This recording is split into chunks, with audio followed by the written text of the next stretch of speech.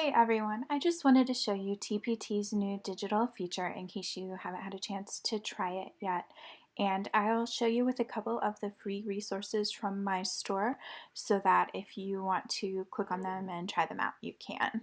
So what you'll see is a tab that says Open TpT Digital Activity, and this is actually a screenshot that I put on top of mine. Since I created the product, my screen looks a little different. But if you click on Open TpT Digital Activity, this is what you'll see. So you have all the pages of the PDF. Click Edit. So now I'm just going to select the pages that I don't need to send to students, such as the advertising pages and the answer keys. So we'll take these out. Then just click Remove and click Save Changes. And if you make a mistake, you can always go back later and add them back in.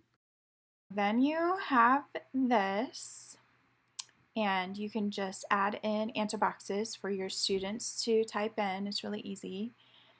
Put them wherever you want them to type an answer.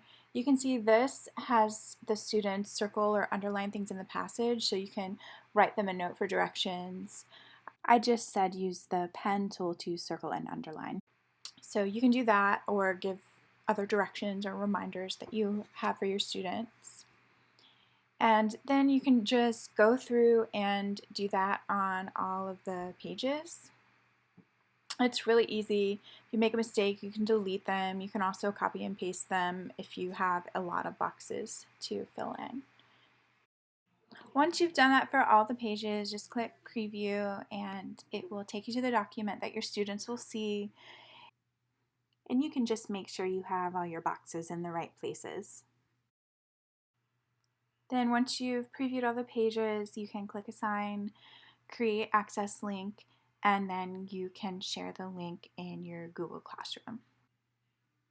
Now this is my free STEM Basketball Tower Challenge, and for some of my resources, including this one, I've already gone through and done the digital overlay for you, so I want to show you what that looks like.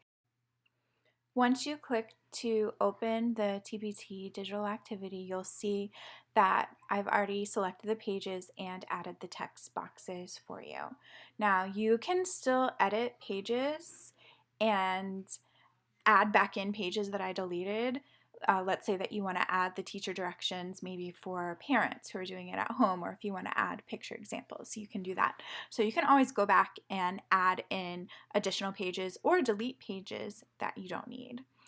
And just like before, save the changes, you can preview it, and you can assign it in your Google Classroom.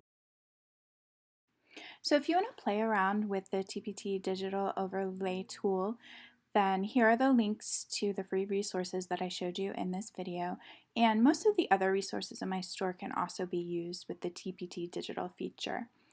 I found that it's not the perfect digital solution because it only works with PDF files and it only works in Google Classroom. However, if you're already using Google Classroom, then it's an easy way to take resources that you might already have and make a digital version of them. So that's it. Thanks for watching.